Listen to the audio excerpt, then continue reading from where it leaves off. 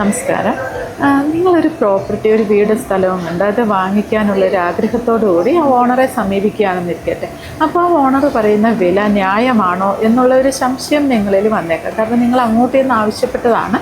അപ്പം അദ്ദേഹം അത് ഡിമാൻഡ് ആക്കുകയാണോ എന്നുള്ളൊക്കെയുള്ളൊരു ഡൗട്ട് വന്നേക്കാം. പൊതുവായിട്ടും ഒരു പ്രോപ്പർട്ടിയുടെ വില എന്ന് പറയുന്നത് ആ പ്രോപ്പർട്ടിയിലുള്ള സൗകര്യങ്ങളെ അപേക്ഷിച്ചിരിക്കും. അതുപോലെ ആ ഒരു പ്രദേശത്തുള്ള വിലയൊക്കെ അടിസ്ഥാനമാക്കിയിട്ടായിരിക്കും ആ പ്രോപ്പർട്ടിയുടെ വില നിശ്ചയിക്കപ്പെട്ടിരിക്കുന്നത്. ഒരാൾ പറയുന്ന വില ന്യായമായ രീതിയിൽ പറയുന്ന വില മറ്റൊരാൾക്ക് വളരെ കൂടുതലായിട്ട് തോന്നിയേക്കാം. അപ്പം 1-2 ലക്ഷത്തിൻ്റെ വ്യത്യാസത്തിൽ ബാർഗെയിൻ ചെയ്യുമ്പോൾ 1-2 ലക്ഷത്തിൻ്റെ വ്യത്യാസത്തിൽ നമ്മൾ ആഗ്രഹിച്ച പ്രോപ്പർട്ടി മറ്റൊരാൾ വാങ്ങിക്കൊണ്ട് പോകുന്നത് കാണുമ്പോൾ നമുക്ക് വലിയൊരു നഷ്ടബോധം തോന്നിയേക്കാം. അപ്പോൾ ഇങ്ങനെയുള്ള സന്ദർഭങ്ങളിൽ നമ്മൾ ചെയ്യേണ്ടത് എന്താണെന്നറിയാമോ?